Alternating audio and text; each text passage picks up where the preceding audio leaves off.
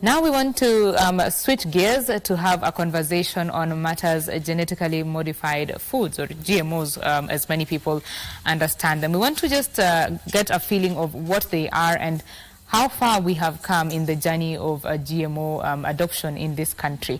And to have this conversation, I'm joined by a very able panel. To my left is Benson Kinyanjui, who is the Secretary General in charge of the Association of Kenya Feed Manufacturers. He shall be telling us just what it means for GMO imports for the feed manufacturers. Next to him is Dr. Joel Ochieng, who is a program leader in charge of the agricultural biotechnology at the University of Nairobi, giving us the scientific perspective of GMOs. And last but not least, Alice Kamunto, the Executive Director of Consumer Grassroots Association, is joining us and will be talking to us about the consumer's perspective. This conversation is on matters GMO, and I think we will start by just understanding what are GMOs. And that first question, thank you first of all for joining us, lady and gentlemen. The first question, very simple, what are GMOs? I will throw it to you, Dr. Ochieng. Yes, thank you, Betty. GMO is any, let me define it because there are two ways. The first one is the legal definition, and the second is the applied definition. So the consensus definition is that GMO is any organism, plant, animal, or microorganism whose genetics or whose DNA has been modified in any way for the purposes of improving it for human use. Such as food, for example. You have modified a plant so that it can resist pests, so that it can tolerate drought, so that it can have higher productivity. For that kind of purpose, or even animals, so that they can produce more milk, more resistance to diseases, more tolerance to drought and heat. Something that you're doing by modifying the genetics in a way that it becomes more useful for humans and more safe. For example, you modify maize so that it can have less aflatoxin. You modify cassava so that it can have less cyanide and such kind of thing. So you're assuring food safety, you're improving productivity, and you are increasing yield or health of that organism. Generally, that's what it is. And we do it in a very careful manner, site-targeted. It goes through biosafety tests. It goes through safety analysis all over the place from beginning to the end. And it has to be labeled in Kenya and many other countries.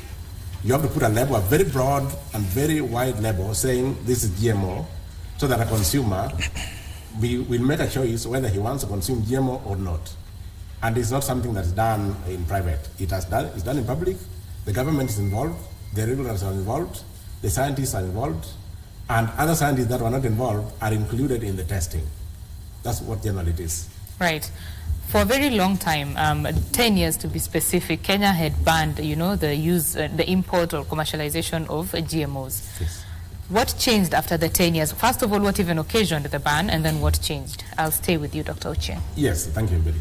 Now, the ban that was imposed in 2012 was imposed just barely a month after a group of scientists in France published some work in which they claimed that GMO caused cancer, if you want to interpret it the way it was put by the government. But the actual wordings that were used by the scientists was that they observed tumors in rats that were fed with Roundup glyphosate, the herbicide spray. That's what they said caused tumors, but then they also said that even those tumors were observed in the rats that are not fed with Roundup, meaning that there's something else that's causing tumors. And 2 years later, 2015, they published something saying, we are sorry, the tumors we observed earlier, 3 years earlier, were caused by environmental contaminants in the feed that we had used in the earlier tests. Now, that's what caused the ban. Then the Minister for Health at that time was Honorable Beth Mugo, whom you know very well is a victim of some sin, I think. We had Professor Nyong'o in the cabinet. We had people who are very, very cautious about this kind of thing. And what the cabinet did was to arrive at a precautionary measure, and it was specific, and the wordings were clear. It was a temporary precautionary measure to stop first.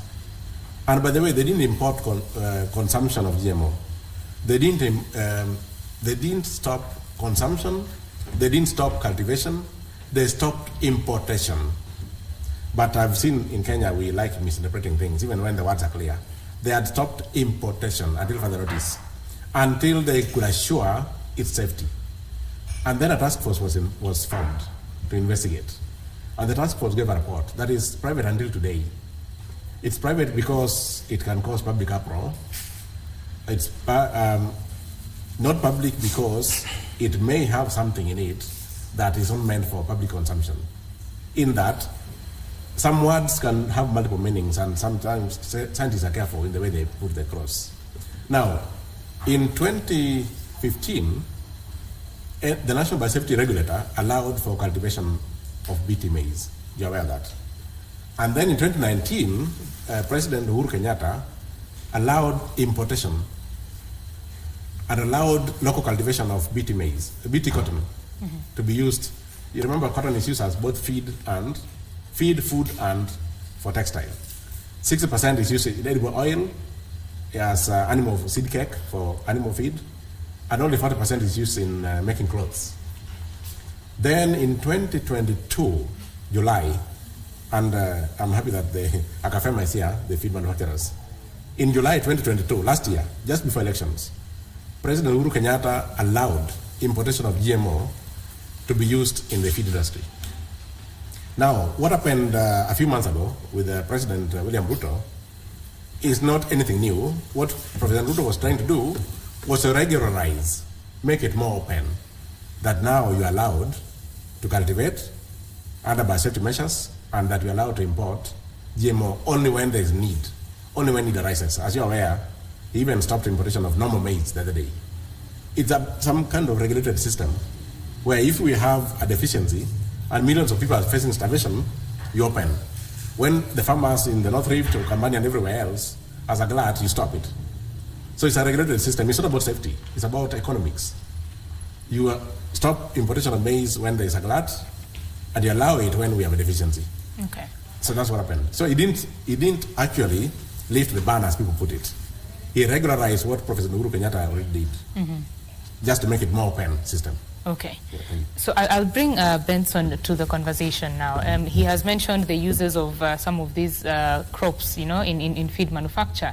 Could you just give us an overview of how this works and how important biotechnology is for feed manufacturers? Okay. Thank you, Betty. I think for us in the feeds industry, we've long lobbied for the lifting of the ban that Dr. Cheng is speaking about, because we face a situation where feeds are very expensive in this country, and you're always as processors, we're always grappling with the question of how do we bring down the cost of feeds so that we can improve the productivity, livestock productivity in this country, and that's not possible without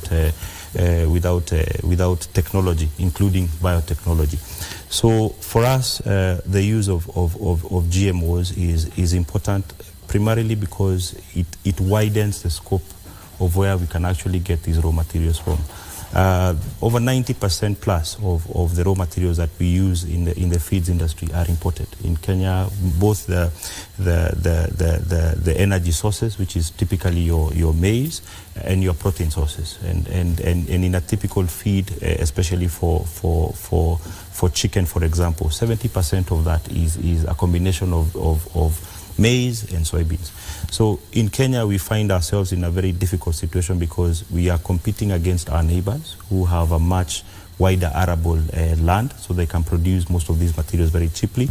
But in Kenya, we don't produce any of these materials. And if we have to import from a wider source, from outside of the East African community or COMESA, we can only access, those countries only produce GMO. So for us, our interest is in terms of improving productivity, so that getting a wider base where we can import these materials from, so so that we can reduce the cost of feeds and improve the productivity of livestock in this country. So and once we improve productivity, it means that your eggs will be cheaper, your milk will be cheaper, and your meat will be cheaper. And I believe that he has articulated very well that the science actually is behind the safety of this biotechnology. And I'll give an example. I think for the US, which is probably the most advanced agricultural country on earth, is 100% GMO. If you go to look for corn, what they refer to as maize in the US, or soya, everything is GMO. And I do believe that they have a robust science in place to make sure that the food is safe. And what we are advocating for here, so that we can actually bring, improve the productivity of the livestock sector in Kenya, we must be able to access some of these materials, which a majority of, in the world, you will not get non-GMO. It is very difficult. Mm-hmm. Yeah. And since the lifting of the ban Yes. happened, Yes. how have things changed in the sector? The ban was lifted, but immediately thereafter, there was a court case that was filed. So we have not yet enjoyed the benefits of GMO, because the case is yet to be decided. So we do hope that that is going to be, once it is decided, then of course it will open, assuming that it is decided in favor of lifting the ban, that we will be able to access these materials from outside, from all over the world. So we have not felt the impact yet, because the court case is yet to be decided, so we cannot import a GMO yet. Right. Yeah. Ms. Kamuntu, I'll bring you now into the conversation. I mean, you've listened to the two gentlemen speaking. Yes. Dr. Ocheng even mentioned a report that is yet to be, made public for some various concerns. What are your thoughts in terms of this GMO uptake now? First of all, why is that report not being made public? And as consumers, we are ready to read and get to know what's contained in that report. So if it's not made public, then there's something fishy in that. That alone is enough to convince me as a consumer, because us as consumers, we are not scientists like them. So we only consume what we feel is safe for us. So the fact that, to begin with, the Sierra Leone report, Sierra Leone, and I want to correct you, they never published again to say that it was wrong. I don't know, unless other scientists said that. I know there was too much pressure from the scientific circles to push for retracting that information from public. As we say, there's politics everywhere. There's politics in the house, there's politics in church, there's politics in the scientific world. And that's what happened. So coming to the scientists themselves, when a section of scientists says GMOs are bad, and a section says GMOs are good, we as consumers are not scientists. We've been left with a question mark. This question mark has to be answered by these scientists themselves.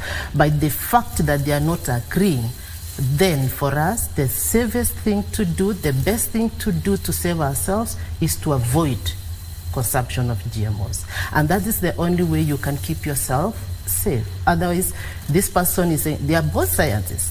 The one section is saying they are safe. The other section is saying they are not safe. So where do we stand? And we don't have a proof of the same. Number two, what caused the ban? He has really explained what caused the ban. And it's only fair to say that that report that was published in France is what necessitated the ban. And then number two, it's also fair to tell consumers out here that it was indeed proven that GMOs, indeed, the tumors that were in the rodents, they were cancerous. They were found to be having the cancer cells. So it's always good to tell people the truth. You say, as consumers, we want to be told the truth, and we make informed choices. As you said, well, that in Kenya, everything is public. We are doing everything public. I want consumers out there to know, yeah, they are doing everything public. They are trying to say that they are doing everything public, but that's really not the truth. Because GMO is never public until they finish all their testings, why, if it's really so safe, why don't you just bring those seeds and you just plant directly? Why does it go for the testing processes? You put it in a space that is controlled for a certain period of time before it's released to be grown openly, okay? It's quite unfortunate that we have an education system, and especially when I'm talking of scientists, that is being supported by the multinationals. And I can only sing a song of the person that is paying my bills, of the person that has sponsored me to go and study. And many of the scientists that we have around have been sponsored to go and study that technology. So we are not really blaming them. They are only doing their work by trying to encourage, to promote what supported them through their studies. But it's not really fair for other consumers out here to come and you tell us, this food is safe for consumption, or why are you denying GMOs, or why are you against the GMOs? No. I want also to understand, because this is my body you are talking about, and there's no spare. The last time I checked, if you go to the shop, you cannot find a spare part of your body. So I have to take care of this very seriously, and I have to jealously guard my body. Same as other consumers. I'm not saying that those who are promoting, they are not consumers. They are also consumers. As consumer organizations, we have those who are supporting GMOs. There are those who don't support GMOs. So what is our stand here? What we are saying is that, can we have laws that are going to protect both sides of consumers? Those who want to consume GMOs, let them be protected. And those that don't want to consume GMOs, they also want to be protected. I just want to make one point in regard to that.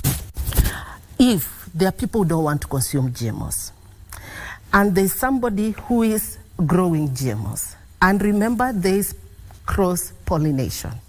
One farmer who is growing GMOs, and remember in Kenya specifically, we are really depending on smallholder farmers. And these are the people who are feeding us. It's not like in the US that you are saying they are doing large-scale farming, and they can afford even to have that space between a farmer and another one. They start buffer zone.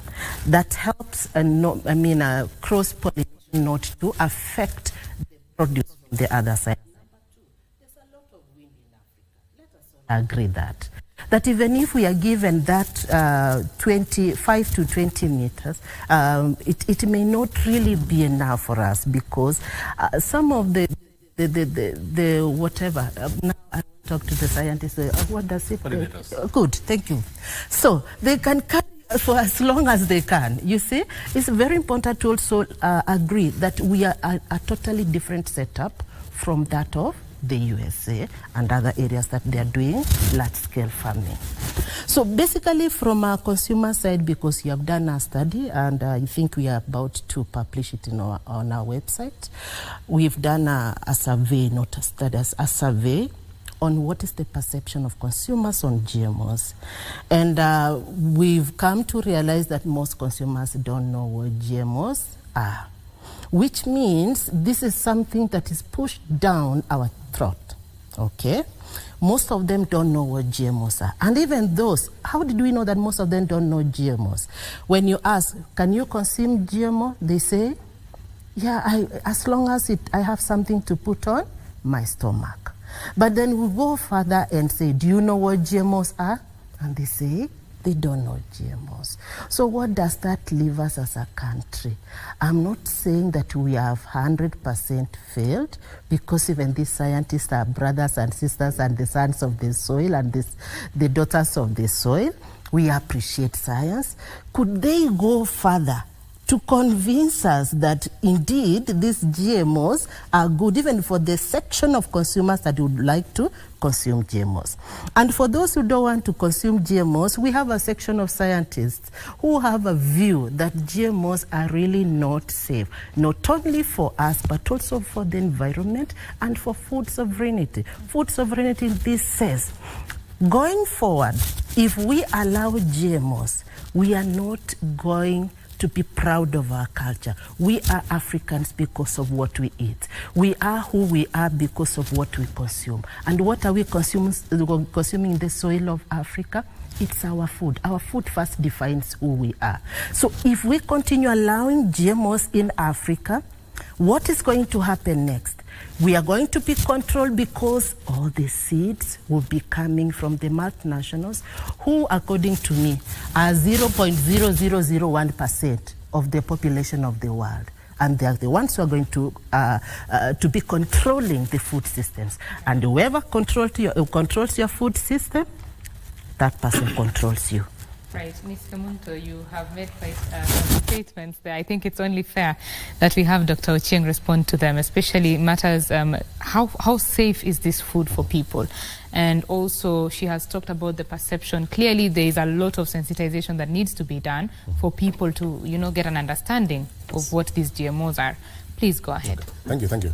And thank you, Ms. Kamunto, for protecting consumers. But first I would want to correct you in that Seralini published a paper in 2015 in a journal called PLOS ONE, where they discovered contaminants in the feed they used in experiments. The one you're talking about was a withdrawal not in his own interest. He was forced to withdraw by the journal that published it earlier, Food and Chemical Toxicology to be specific. And then it was republished in a journal called Environmental Sciences Europe, and it was published to keep memory of bad science. I'm a scientist of international standing, so even as you correct me, I cannot talk about something that's not factual. Go and check PLOS ONE. He's talking about environmental contaminants affecting the feed. That is misleading experiments, especially rat experiments. Now, about safety, but first I would want to also say, she is very articulate in some things. She's saying that those who want to consume GMO be allowed to do so, and those who are not willing also be protected by law. And that's very good. I support it 100%. And that's why we have a regulation, the Biosafety Act 2009, and the implementing regulations. One of them is the Biosafety Labeling Regulation 2012 that defines labeling for all GMO so that the consumer can make choices whether to consume it or not. That law protects the consumer to the last man. Now, about safety and funding for our research. The GMO, I think there's a problem also when we use the word GMOs. That is everything. Mm-hmm. Let's talk about specifics. For example, the one that is meant for cultivation in Kenya that is awaiting to go to the field tomorrow morning because the court ruling is good. The one that's waiting to go to the field tomorrow morning is called BT maize. It's made to withstand the crop pest. Now, the safety aspects have been authenticated. And our research, this product, first of all, was developed through what we call public-private partnership. The government of Kenya money from private sector, and money from research systems. It is not brought from kwa wazungu. It has been made in Kenya, and it will be cultivated in Kenya, and has been tested on Kenyan soil for suitability. We performed what we call environmental impact assessment. We performed what we call environmental and social impact assessment, which were approved by the regulators in Kenya, NEMA, National Biosafety Authority, KEFIS, and all the others. This is a local product that has been made here. It is not being brought from elsewhere. The government of Kenya has a stake in it, just like Safaricom. The government of Kenya is the highest shareholder. So as is this product. So your fear that these are things being brought down our throat from overseas is not correct. Some, yes, are being imported from overseas, but BT maize has been made in Kenya. It will not be imported. Now, about safety, the safety of these products are assured through a very elaborate process, a process that you elected your member of parliament, and I elected my member of parliament, and they went there and made laws that define how the tests are done. So we are just doing research according to the law. We cannot break the law because I believe it is safe. Having been part of who make it, I just come with a seed and plant. I cannot do that because I must be law abiding. I obey the Biosafety Act, even if I believe it is 100% safe. We have to obey the Biosafety Act. And by the way, Ms. Kemunto, you take meat. And that meat that you take, even though it's from a normal cow, from the same herd that you have been taking, it must be inspected by a vet every morning. At Dagoretti Market, at Bama, meat inspectors do their work daily. Even though you were born when beef was food, safely. But they have to inspect because it's the government job to assure safety. Even if something is 100% safe, it must be checked again at regular intervals. That's why we have this kind of very stringent regulation called the Biosafety Act. It's not because we believe it is poison, no. It's because the process of making it must be assured from beginning to end so that consumers can take it knowing this is a safe product. And because this has gone through that process and has been approved. And by the way, the thing that is used in making BT maize, that is Bacillus thuringiensis, had been used for 30 years as a spray. What we are doing is that we are taking that gene, the one that confers resistance, and having the maize itself express it naturally so that you don't spray. Spraying spoils the environment. You know that. It's too much chemicals in the environment. It's not good. That's why we are going for insect-protected maize so that it's good for planting. So don't be worried about where we took our studies. I went for studies in Australia. That's where I took my PhD and my master's. And I studied population genetics and biotechnology. And we were using rice, not maize. So technology can be transferred. And so we don't have to sing the song of anybody. We are just experts who have been well-trained, who now come back to make the life of Kenyans better by making food for all, because we don't want to see people who are starving. Thank you.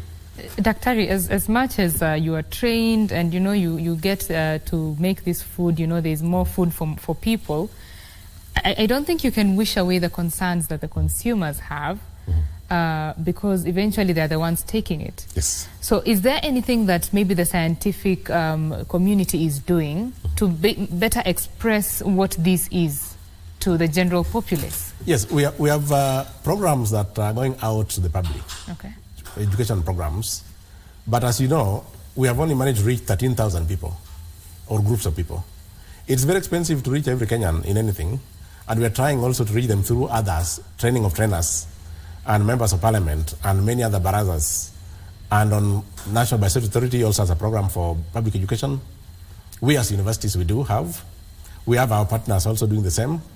But as you know, opposition to GMO is based on several things. There are people like consumers who are genuinely not sure about their safety. But then there is the political class who feel that their business is gone. And so they will come to the public and tell them this thing will kill you all.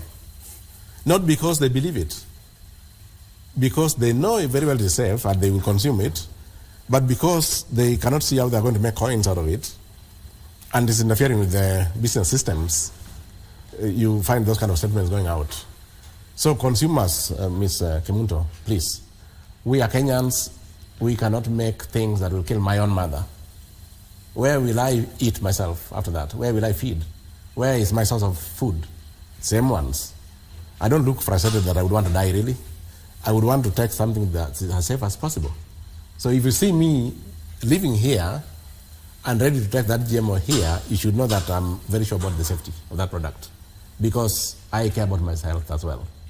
So consumers, please be aware that this thing has been tested for safety by the government, by the regulators, by ourselves before even the government, and you should have no worries. Ms. Kemunto, yes, I'll give you a chance. Yes, please. It's only fair for me to respond. First of all, I want to talk about the law that is mentioned about, that is giving consumers an opportunity to choose from the Biosafety Authority.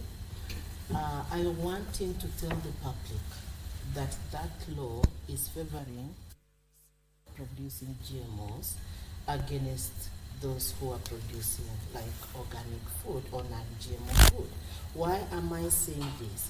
For a long period of time, we practiced, the practices that have been passed over from generation to generation, there's no day we have been asked to label. What does that mean right now, and where are we left if that law is fully implemented? It means that if I'm producing non-GMOs, I have to seek to label my food that I'm supposed to be selling. And what does that mean? An added cost to the production cost. And yet, what I'm producing is not subsidized. Now, Doc, if this GMO is so good, why then is the government and the department subsidizing the processes and also the products? Why? Why are you giving subsidy on BT maize? Why you are going to give subsidy on BT cotton? Why are you going to give subsidy on BT maize if is that so good? You are only doing that, my understanding as a lay consumer, I'm a lay person, you know. My understanding is that you want these other products to be so expensive to a level that those who want to do business, those who are doing agriculture for business, will go ahead and choose GMO against the other products. Because that is my own understanding. Why is it made so cheap, so subsidized? Oh, come and you be given this. Oh, come, we are going to supply this to you. And why not promote our indigenous food? And when you're talking about Kenya not being food sufficient, because another allegation, or maybe another reason, Betty, that they give why GMO should be allowed is because of food security. Who said that Kenya, we are food insecure? And in Kenya, we have a lot of arable. We are not food insecure. The problem we have is we don't have infrastructures that will enable the transfer or transportation or distribution of food from one corner to the other. How many times you as media people have highlighted some places in this country where milk is being poured, where maize is going bad because it's too much for consumption? Why? We need to put systems in place to ensure that what is produced here can easily be availed in another part of the country. This is a failure of the systems. And if that one is put in place, we would not need this thing to be called GMO. And number three, we are talking about Kenya not being arable. The other day we started this very sexy, very nice project that was in Galana, Kulanu, Kula, something like that. Kulalwia. I refuse to get that name into my head because of what has come out of that. You see, we put so much money there. This is just one of the projects that the government put, so much investment in. Kenya has no problem with food production if we had proper systems to avail water in some areas in this country. They will have their food themselves. They will grow food for themselves and will be food secure and even export. Number three and final, us as consumers, because we also offer solutions. Because you cannot just leave your babies who are complaining, oh, this food is not good. You have to give a solution. So we are encouraging consumers because we see the hand of government being too heavy on us and we are so weak. You see, these people are funded heavily by government and other institutions. Us as consumers, we are not being funded anywhere. So where are we? It's us to save ourselves. So what are we doing? We are encouraging consumers to have at least a small portion just outside your shamba, if especially you come from a rural area, if you are living in an urban place where you can get a small place, we encourage them to do, please contribute to the food basket by producing just some fresh produce for yourself, something small for yourself, so that when they're talking about food insecurity, we'll come out and tell them, you know what, we are food secure. Please, can you allow us to continue growing this food that is safe and it's not GMO? Okay. Please, you can, Doc, you can cross over and buy this from me, yeah? All right. Before I throw it to Doc, Kinyanjui, I mean, you've listened to the conversation that has been going on. Ms. Kamunto is saying that we are focusing on the wrong thing, yeah? That we should focus on being, you know, food secure first by dealing with our market systems. What are your thoughts on the much that has been said?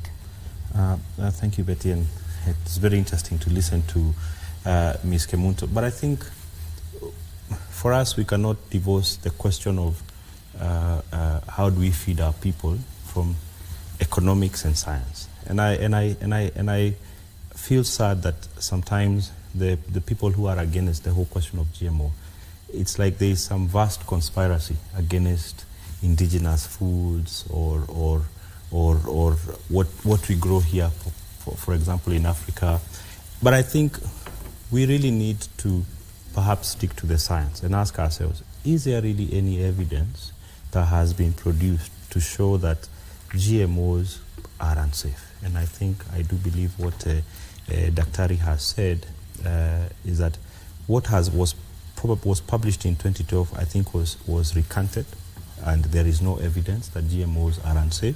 And for us in the feeds industry, the question we've always been asking ourselves is, even at the point when the science for GMO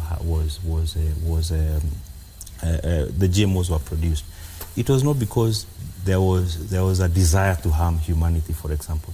We have to address the question of productivity of the native crops. And I doubt even the maize that we grow today is probably what was grown by the Aztecs in many centuries ago. It must have gone through a lot of modification to get it where we are. So I believe for us, we really need to stick to the science and ask ourselves in an objective manner, how are we going to bring down the cost of living in this country? How are we going to feed our people? How are we going to ensure that every child that is born in this country has access to protein, has access to the nutrients that they need to grow up to grow up healthy? And then how do we make sure that our economy is vibrant? We cannot ignore the economics, and we cannot ignore the science that is in place world over, and we say we are going to be an isolated case from the rest of the world. I think it is inevitable that the economics will force the hand of and the government, I do believe, have recognized that for us to increase the productivity of our agriculture, we must adopt modern science. We must adopt modern science. And speaking of the scientific bit of it, Daktari, are BT crops a risk to indigenous crops in this country? Yeah. First, we want to address an issue of labeling. Go ahead. Now, the labeling regulations define that GMOs have to be labeled. It doesn't say that any other thing cannot be labeled. Neither does it define labeling for anything else. It means if you have GMO in the market, you must label it. But you are free to label your organics. Nobody is stopping you. Nobody is saying you must label or otherwise. It's just that for GMO, you have to label. For two reasons. Not because it's unsafe, for consumers to make their choices, and two, for traceability. Within that labeling, there's an index. I can take a packet and say this one came from McQueen. Or I can take a packet and say this one was imported from Brazil. Because of the index on it, on the labeling. There's a labeling and something looking like a barcode that I can trace back and say where it came from. That's the reason for labeling GMO. Not because it's so much unsafe, and it doesn't, you don't label to the exclusion of anything else like organics. There are so many things that label organics in the market right now. There's no problem with that. Nobody will charge you for labeling. Nobody is demanding labeling. It's just for GMO. So stand corrected, please. And second, you're asking about productivity. Now, the first thing is that I'm very surprised that Ms. Kimunto does not believe that we are food insecure. Of course, food security refers to several things. One is production level, accessibility, in what she's talking about, mechanisms for transporting to other areas. And we also have affordability as well, and then nutritional component. So I hope you agree with that food security refers to nutritional component, agrees to affordability, access, which now comes to the issue of transport mechanism for transporting to other regions that don't have it, while you take it from the regions that have it. But in the last 4 years, to be honest, and you live in Kenya, I'm sure you didn't come this morning, we have had a situation where there is no food in most parts. We have had 2 droughts in succession, heavy droughts, and there was no harvest in most parts of the country. It was 10% harvest, or even less. So we had to import food for most parts. This is not something that I'm talking from hot air. This is a fact that every Kenyan listening is aware that we have had droughts. Most of the farms produce nothing. People had to import, and the government had to do that to save the lives of people. Now, what we're doing with GMO, and we must not say that GMO is the only solution, and nobody has ever said that. We are talking about complementary mechanisms. Irrigation is one, like the one you're talking about in Galana Kulalu, that failed. So you see, even irrigation can fail. So water is not the only issue. That's why we are bringing in complementary systems. We have hybrid maize that produces better than land races, but now we are bringing one that is much better. And it's better in the context that the crop pests that damaged more than 60% of the farms are blocked. So when the crop pests are blocked, the farmers harvest more. And that's the reason. And now you don't spray, and you don't get your farm damaged. This is the reason why GMO is cheaper. Nobody is subsidizing GMO. What she was asking me is about cotton only, and the reason is that the cotton industry collapsed. In the 90s, it was doing very well.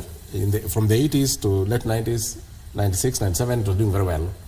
Then it came what we call the Structural Adjustment Program. The World Bank supported structural adjustment programs that privatized several things. That's when the cotton industry collapsed. I read a lot, I know these things. So the government is trying to bring it back.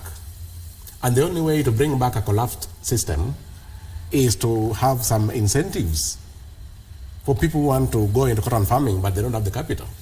That's why the government tried to subsidize the seeds. At the beginning, it's not a long-term issue, just at the beginning, and then now it will go back to normal. It will just be selling like any other seed. For the case of maize... Sorry, allow me to just cut you short there. I'm informed that we need to take a break right now. When we come back, you'll continue giving us your thoughts and we'll get into the solutions. This check takes a quick break. When we come back, more on this conversation. Stay with us.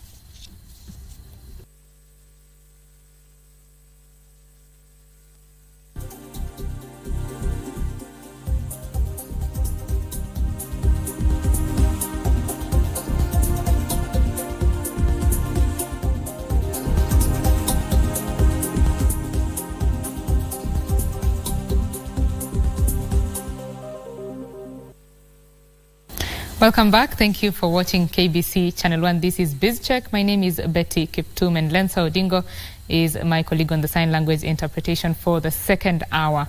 Now, we want to continue with our very hot conversation here on matters GMOs. In studio, we have Dr. Joel Ochieng, program leader in charge of agricultural biotechnology at the University of Nairobi, as well as Alice Kamunto, the executive director of Consumer Grassroots Association representing consumers, and Benson Kinyanjui, the Secretary General at the Association of Kenya Feed Manufacturers, representing the feed manufacturers. Thank you very much, ladies and gentlemen, for staying with us. Before we went on break, Dr. Ochieng, you were talking about protecting, the balance between protecting the indigenous seeds and also ensuring that BT crops are cultivated. Please go ahead.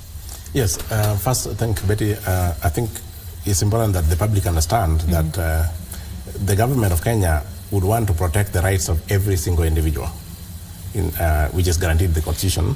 And this includes right to choice and right to food. And therefore, if there is a system that guarantees safety but can improve productivity of our food systems, then it has to be supported. If there is any concern about safety, that has to be investigated as is provided for by our laws. You bring the evidence that is not safe, we examine it, the courts examine it. If the courts find that there is no basis for your argument, then us who make these products will be allowed to deploy them, because our purpose is not personal. Our purpose is to feed the population. And that's why sometimes the government subsidized BT cotton at the beginning, because they were solving a problem in a failed industry. It was not a long-term thing, it was a one-off. So then we are going back to the system as normal. Now, consumers have a right to raise concerns about their safety if they have tangible evidence, or even if it's just a concern, because they have a right to just have a fear. And these are the fears that we attempt to address as much as possible. But some of those christened as fears are actually political machinations from individuals who, unfortunately I have to say this, these are consumers, consumer institutions. There are people who fear that I've heard a lot about this GMO. I think I may get harmed if I eat it. Those are genuine fears. But then there are other fears that have political donations, which are intended for one purpose only: to stop the president from solving the problem of food security, so that he is seen to have failed in his first term, so that we can have an easy time in the next elections. It's good to be honest at times, because some of the people complaining are the same ones who championed for GM earlier. So, as consumers, one thing I would want to address the Kenyan population, consumers of GMO, is that we are not talking about GMOs, we are talking about specific products that have been developed in Kenya under the Kenyan law, under the National Biosafety Act, and under the Public Health Act, and has been approved as safe, just like we do for drugs. A drug must go through the public safety assessments. It must be approved by the Ministry of Health. And for your information, the National Biosafety Authority Board comprises NBA itself, KEFIS, NEMA, KEBS, Ministry of Health, that is the Department of Public Health, and all regulatory systems that assure safety in Kenya. Okay.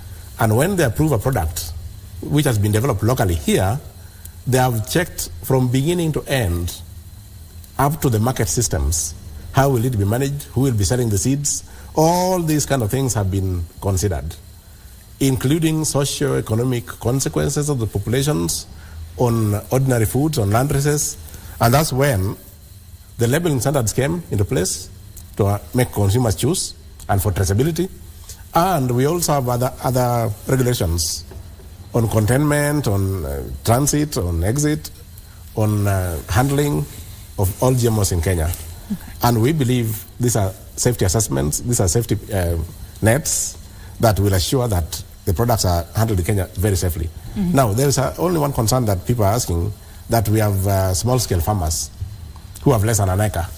How will they manage the buffer zone where your neighbor grows GM and you don't grow GM?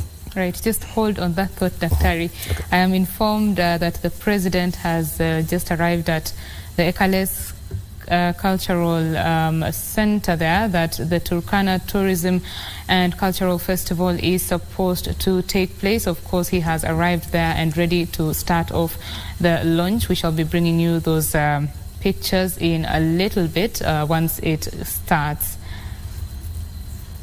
Those are live pictures from Turkana at the Ekales Cultural Festival, where the Turkana Cultural and Tourism Festival is supposed to start today. The president is already on the ground there, getting ready to open that particular festival. Remember, the festival is set to celebrate Turkana culture and traditions as well as food.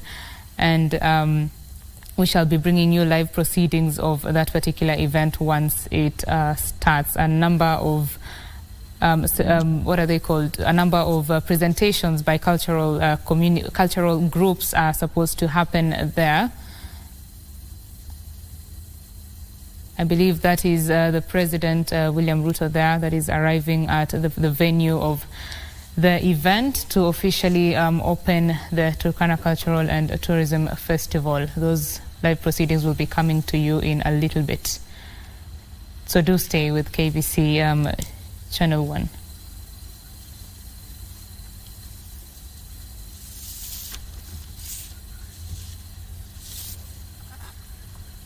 Right, so we come back to our conversation here on matters GMOs, and Dr. kindly continue with your thought. Yes. So as I said before we went for break, is that we have systems that can ensure safety. We have laws in Kenya. We have regulations that implement the laws. And unless somebody says the laws are deficient, there is an opportunity right now, because there's a bill in Parliament that talks about a new office of food and feed safety regulator. They can bring their views there and say, this is how we want to tighten laws that govern GMO. Because it's not good enough to just say, this thing is, we don't trust our laws. It's your opportunity now to bring your views, to bring better laws that can govern GMO, because we believe it's safe. Okay. And we believe that the regulations that are there are enough, are sufficient. Right. Yes. Sorry, just a second. Let me give the floor to Mr. Kinyanjui here. Yes. Clearly, there is a divide. You know, there is a group that is saying, let's go the GMO way. There is a group that is very adamant that the GMO is not the solution. What are your thoughts? Because at the end of the day, we have to find a solution. How do we balance these two? Okay. Thank you. Listening to Dr. Ocheng and Ms. Kemunto, I think myself, we address it from an economics point of view. The question is, what's the solution from an economics point of view? And I think we having looked at the indigenous crops, and I'll give you an example. There is, for example, a vast market for maize and soybeans and soybean meal here amongst the feed industry producers, and the farmers know that, but they know that they cannot be able to produce it profitably, to be able to supply to the feed processors. So therein, the question of the indigenous foods that we have here, the one that have a non-GMO, clearly do not address the concerns of the industry, the feed industry, which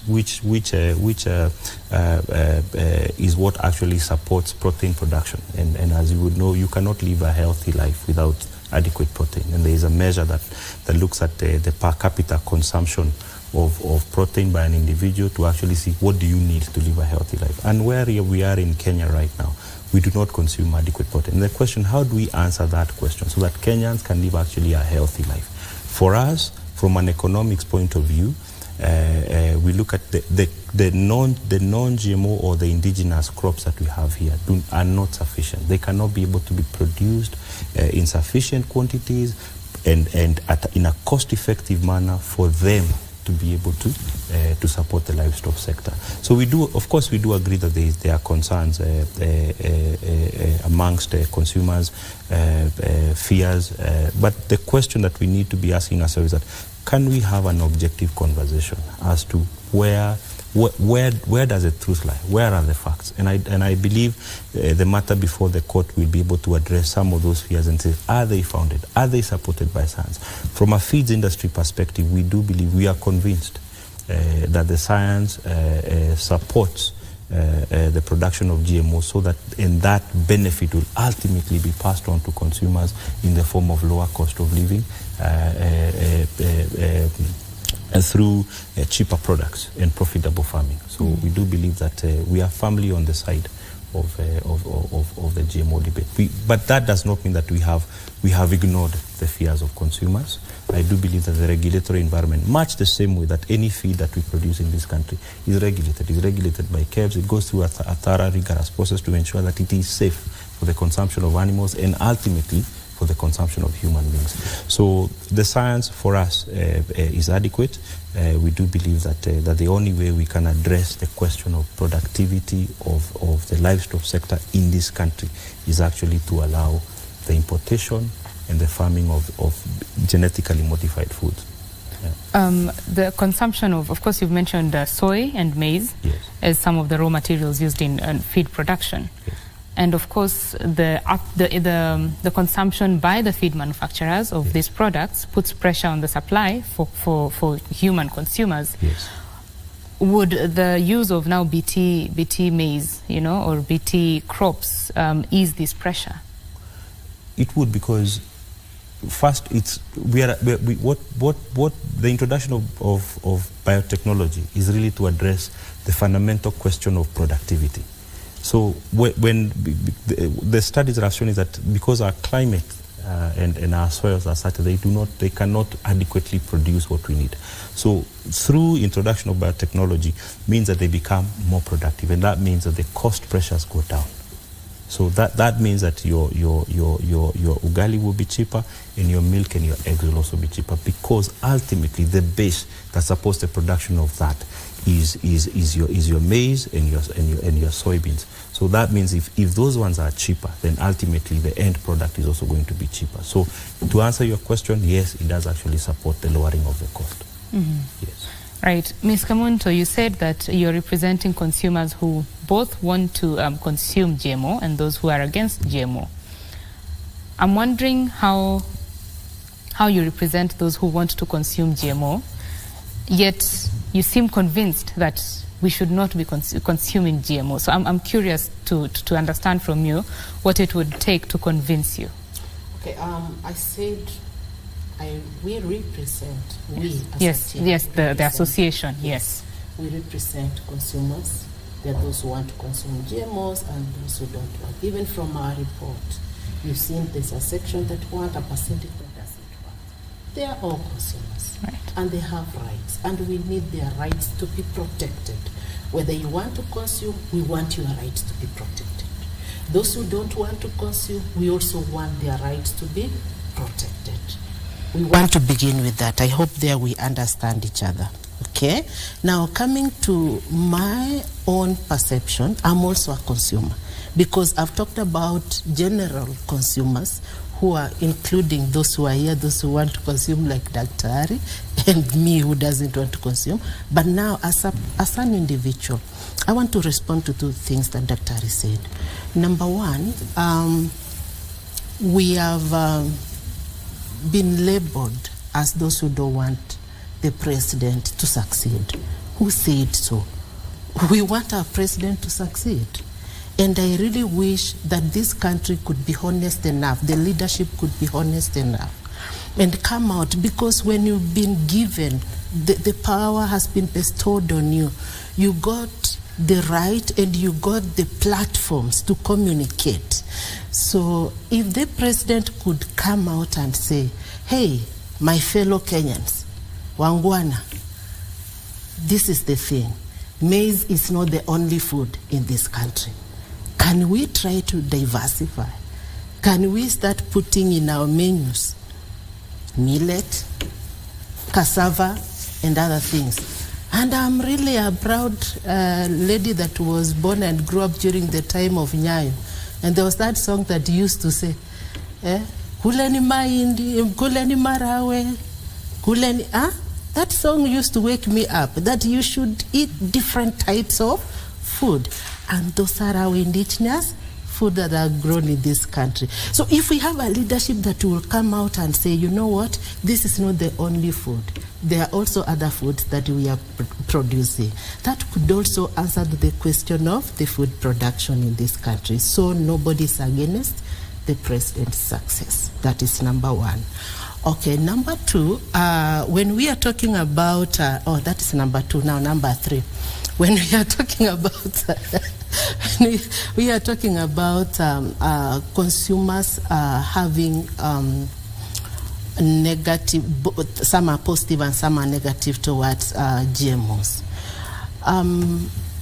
I started by saying the fact that scientists, because science, what is science, by the way? You know, us who are not scientists, we believe that science has a criteria. Before arriving at a result, you have to undergo stages.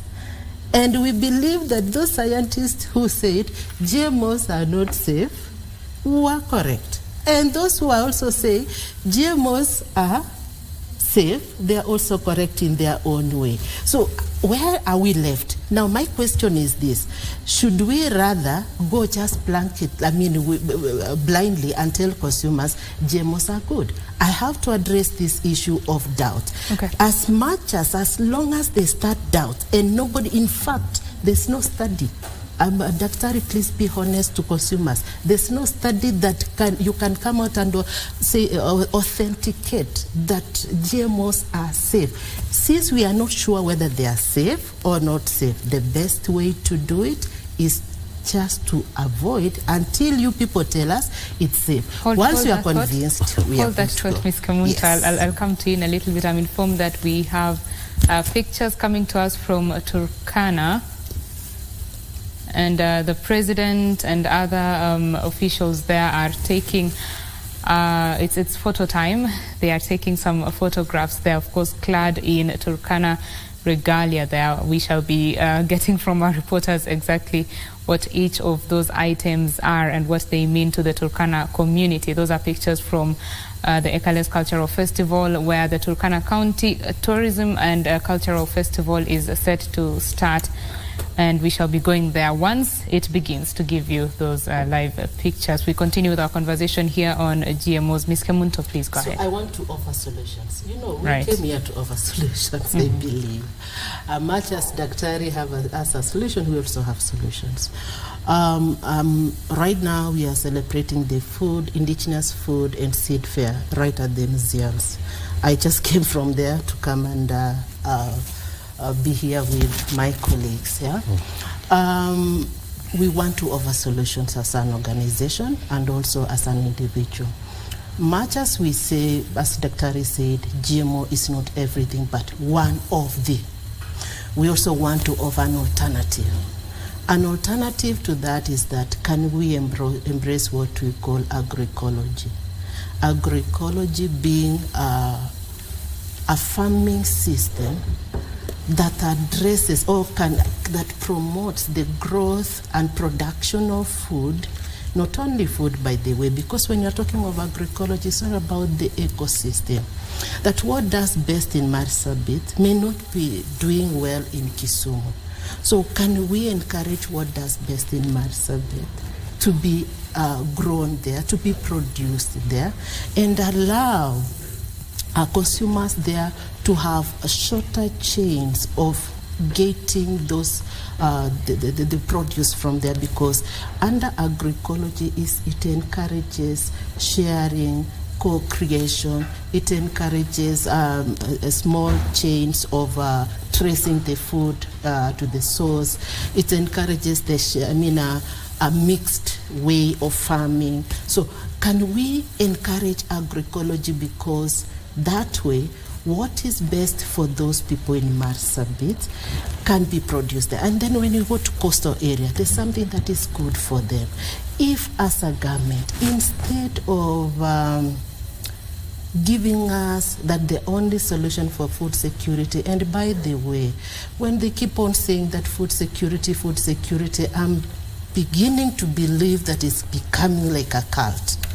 Because basically, from where I sit, we are not food insecure as a country if we encourage the production of those foods in our own villages, own communities, and we embrace it. And in fact, after this, I want to welcome Doc and my friend here. We go up there and see how the indigenous food are showcasing what they are growing. Very nice. And in fact, in all those dishes, you hardly find ugali, you see. There are those dishes that are very, very dear to them. So if we can encourage to diversify, try to put in our plate, put in our meals, different types of food from different cultures, and embrace it, will not be food insecure. So we are offering the solution of agroecology to be practiced in this country. Thank you. Agroecology indeed. Daktari, yes. What are your thoughts? Will you pass by? First of all, I would want to inform Ms. Kamunta here that I was contracted to facilitate your meeting in Malawi 2 years ago. You may not have been there, but Pelham was represented. So I'm a person who believes in all means of solving the problem. It's not just GMO.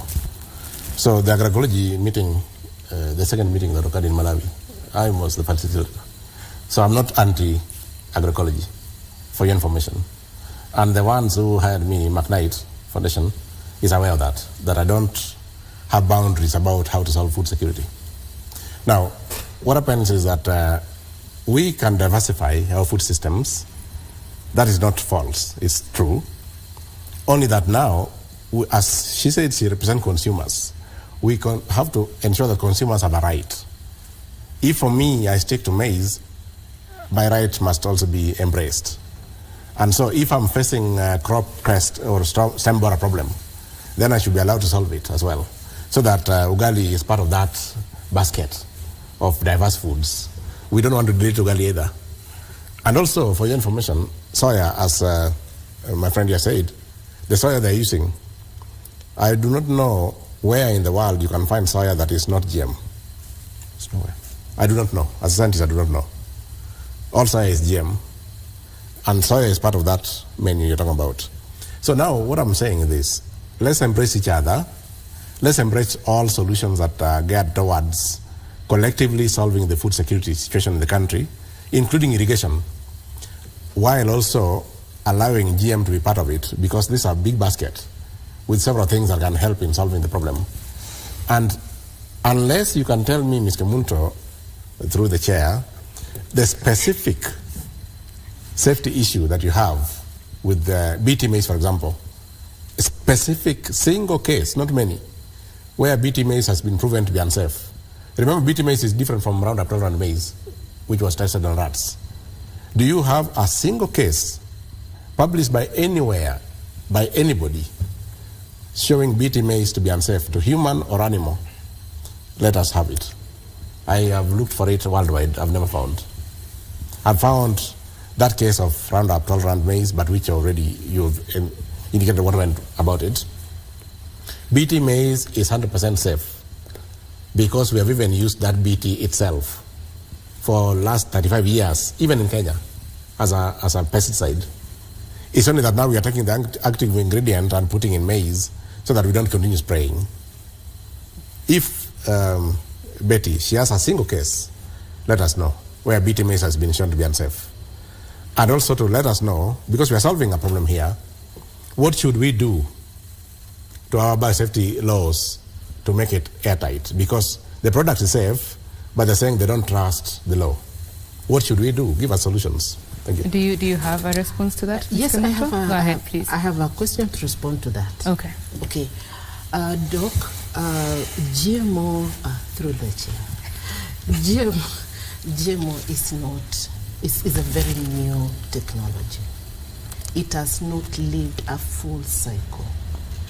There's nowhere you can say GMO has been here for 100 years for us to prove some of the things that we are talking about. Okay? I know some people are trying to mislead us consumers because they know we are not scientists. So they try to tell us, you know what, you've been eating GMO for a very long time, depending on what you understand by GMO.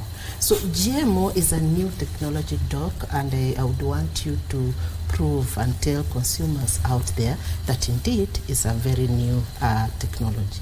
So if you are telling me to prove, can we wait until you live 70 years plus and then now we can come and say whether this GMO, and you make sure you consume only GMO, and then we can use you as an example to come and tell the people, you see, GMO is food. What am I trying to say? Why we are saying that consumers are confused? It is indeed true that when there's a doubt, I'd rather be safe than just soiling myself into that. I don't know why you're not understanding this point. That the doubt itself is enough to make me keep off from fire. And this is what we are trying to say as consumers. We are not scientists. And this is we can't gamble with our lives. I know you said you cannot do something that can harm your mother, which is okay, which is very much okay. And then number two, you are taking a pesticide or a herbicide and put it into an organism, okay? She said so that we cannot continue spraying because spraying is very harmful to the environment. I'm really happy that you care and you are concerned about the environment. I'm left to wonder. I don't want to talk about the Terminator gene because, I'm not a scientist. So if I start going that direction, I know you want to pin me down. So I rather not go that direction. So if you have this, why are you removing it and putting it into maize? That is a living organism that I'm going to consume. What is the difference between it and what was being sprayed in terms of effects? Okay? We know we are learning from the scientists here. We want also to understand that Ile-Ambayo, the one that was being sprayed, now it is in the organism itself, so that we don't continue spraying. I don't want to ask many questions. So I said, let me ask that question to answer or to respond. I'll come to you, Dr. in just a second. I want to hear Mr. Kinyanjui's thoughts, especially on matters diversification and solutions to this. Okay. Maybe I'd like to raise an interesting point where just to address something occurred to me. Okay. Say, for example, like the COVID vaccines. There were a lot of people who had fears about the COVID vaccines, but it was not foisted on anybody. You were not forced. The government didn't say that because there's a COVID vaccine. They encouraged, but they did not tell you that you must go and get a COVID vaccine. Yet we know the science, I think, supports that a lot of people's lives were actually saved. And I believe we should adopt the same mentality or perhaps the same approach towards GMOs. I don't think anybody is being forced to consume GMOs. And as Dr. has said, there's a clear regulatory process. And because the ban did not lift the regulatory regime that was there to make sure that anything that is consumed in this country is safe. But to go back to your question, Betty, for us in the feeds industry, we cannot run away from the question of productivity. We are not able to source materials cheaply, and that means that the cost of feeds and by extension, the cost of animal protein in this country will remain high. If you go to other countries, say for example to South Africa or the US, the cost of feeding their people is significantly lower. And why is it lower? Because they are able to produce their maize, they are able to produce their soybeans, they are able to produce their cotton cake much more cheaply. And that means they have a much more vibrant livestock sector that employs tens of thousands of people, and fundamentally they are able to solve the question of food security for their people. And I do believe that I have not had a solution that has been proffered by the people who are against GMOs to answer the fundamental question: how do we feed our people? Is it worse to die of hunger? And you say that you did not consume GMO. Which is worse? And the question is, it is not being foisted on people. We are saying, let us widen the choice for people. Let us lower the cost of living. And if there is any evidence that is going to be produced that GMO is harmful, then I do believe the scientific community is in place, and also the regulatory environment. And I stress again, the lifting of the ban did not lift the regulatory environment. But for us, the thing that I think we need to fundamentally address is what solutions are being offered to lower the cost of living. For us, we are not saying that GMOs is the only solution. We're not saying that we are abandoning, by getting GMOs, we are abandoning everything else that has an impact on productivity. We're just saying it is one of the very many other things that need to be adopted. The same way people have adopted modern processing technology, modern medication for our animals, the same way we are saying we also need to adopt modern feeding method, and amongst them being GMO foods, GMO sources of protein and energy for our animals. And we have not seen anything from the scientific community that says that this is unsafe. But by saying that, we're not saying that we are ignoring the fears that the opponents of GMO are raising. But we're saying produce the evidence to show that this is harmful. Right. Thank you for your thoughts. Dr. I know you're loaded with an answer for Ms. Kamunto, but let's just have a listen into what is happening there in Turkana at the Turkana Cultural and Tourism Festival. Of course, the presentations have already started. Let's just listen into those sounds.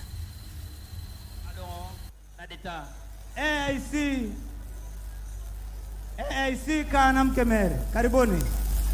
AIC Kanamkemer. AIC Kanamkemer.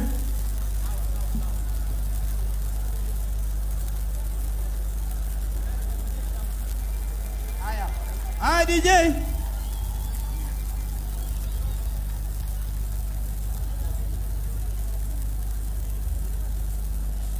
Tumekuja kusherehekea utamaduni wetu na pia imani yetu ya Kikristo, na hawa waimbaji hawa malaika wa AIC Kanamkemer watatupeleka mbele ya Maulana ili tupate kubarikiwa.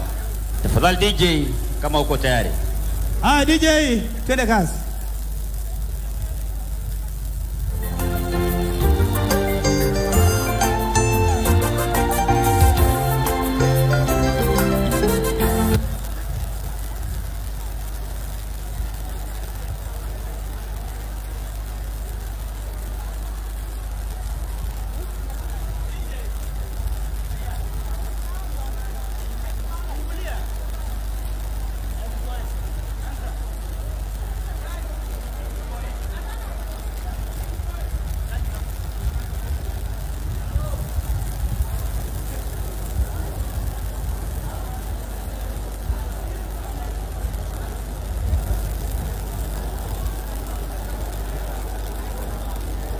Ni hali ya mitambo.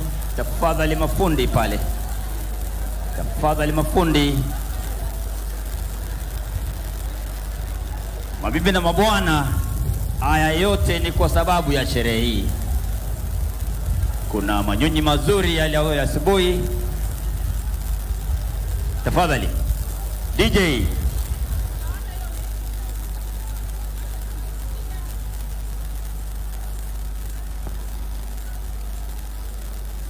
DJ.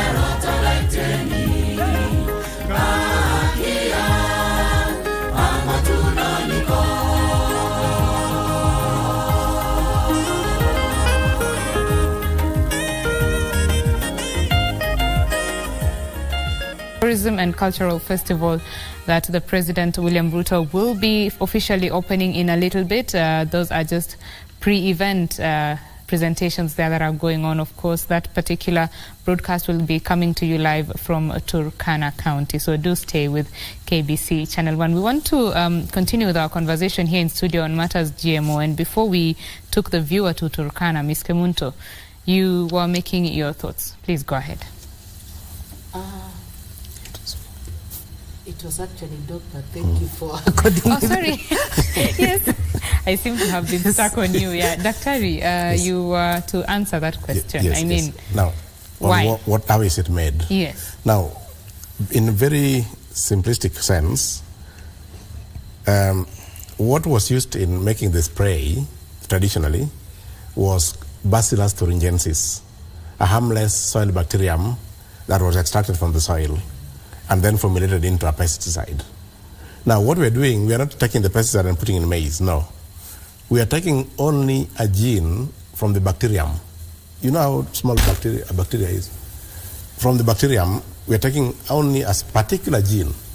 Now, what happens that BT, the Bacillus thuringiensis, in scientific terms, jargons, it produces insecticidal proteins, many of them, targeting different things. We are only taking the one that targets our problem. Our problem, for example, is stem borer. So we're taking a gene that makes the protein that interferes with the stem borer, and that gene will incorporate into the genome of maize. First of all, that gene does not interfere with the humans in any manner, but it interferes with the stem borer. The reason is that our gut, the pH in the stem borer is different from humans. So it will affect the stem borer, but not us. For example, you take malariquin, or yourself, you take malariquin. That drug you call malariquin will only target Plasmodium falciparum, the one that causes malaria. It's a small thing that in your body causes malaria, a Plasmodium. It goes and kills the Plasmodium, but does not kill anything else in your tummy, does not kill yourself. It is site-targeted intervention. It will target only that species. So in the same manner, that gene, when incorporated in the genome of maize, will make maize produce a protein that targets only the stem borer and nothing else. Not me, not you.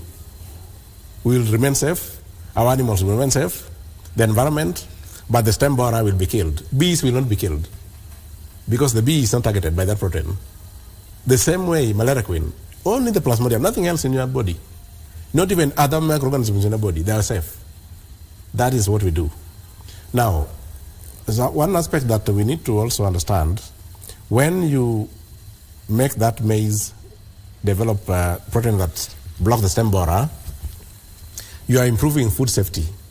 Because, as the manufacturer will tell you, the feed manufacturer, that they are importing maize not more because it's cheaper, it's because of the quality.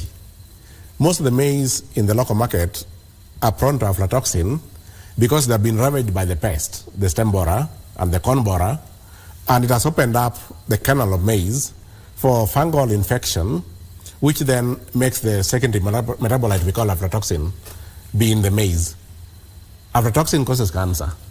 So you'd rather have people die of cancer from aflatoxin, but not to protect our maize from the stem borer with something that causes nothing. I'm sure that's only not a fear. what Ms. Kamunto is saying. Only a fear. I'm sure that's not what Ms. Kamunto So now, is saying. Yeah. now what I'm saying is we are here to improve food safety and therefore to enhance the life of people and their safety.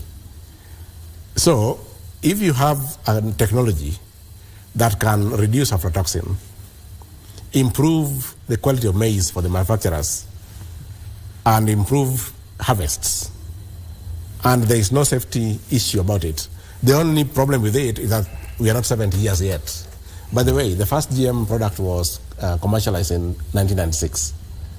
If those 30-something years are not enough, or the 30 or more years are not enough, I don't know how long we have to wait, because as we wait, we are people who are suffering. I think if something is proven for 40 years, 30 years, 40 years to be safe, that should be, for me, should be safe enough for me to use. I wouldn't want to wait for 100 years, because there are many other products, like the vaccine he's talking about, the COVID vaccine. To be honest, the COVID vaccine was produced within 2 weeks. But of course, it was modified from other vaccines. But we allowed our people to be injected because there was an emergency. We had to save the lives of people. In the same way, these technologies have been used for a long time. So I think I would ask Kenyans to be comfortable taking BT maize without worrying, because this is a product that has been in the market for a long time. It has been developed in Kenya, not just something being imported and offloaded here. And is meant for local cultivation. It has been tested in Makueni and in every other agroecological region in Kenya. And it has proven to protect the maize from the stem borer. So I have no safety concerns about it. I know it improves productivity. And it saves You know, the stem borer ravages up to 60% of harvests, destruction, which is why we import. If we adopt that technology here, I don't think we'll import at all. And we'll be more food secure in terms of maize, and then they will bring theirs, traditional vegetables, and Kenya will be a better place. Right. So on that note, I'll give you each a few minutes to just give us your closing remarks. Specifically, I need you to focus on solutions. Right? Let's start with you, Kamunto. My parting shot is Kenya is not food insecure. Number one, we only need to streamline these systems and infrastructure. Number two, we have an alternative, and I want to encourage each and everyone out there to go in for agroecology. And if agroecology is a very heavy term for you to understand, you can begin with consuming organic food. And organic food is not expensive. It's safe for you, it's safe for your body, it's safe for your health, and it's safe. The animal feed from organic produce is quite very safe, and it goes a long way to get produce that are very safe from the animals. Thank you. Thank you, Ms. Kamunto. Daktari? Yes, my parting shot is that let's embrace technology, let's produce more food through biotechnology, and let's accept BT maize that is going to the farm tomorrow morning, because it's safe, it has been regulated, it has been tested, and has been approved through our laws that exist. And scientifically, there is no safety concern. And there's labeling for consumers to make choices. Nobody's being compelled to consume GM or not.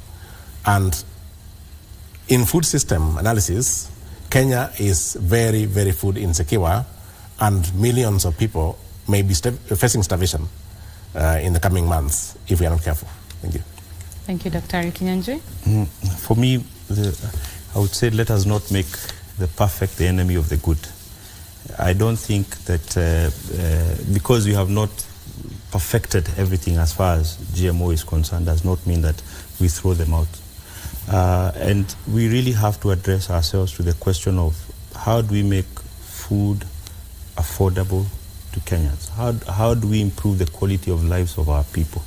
And we're not saying that GMO is the only solution, but we're saying it's an integral part of the solutions that we are seeking to make food affordable and to improve the quality of the lives of our people. And I believe that we should be guided by the science, not necessarily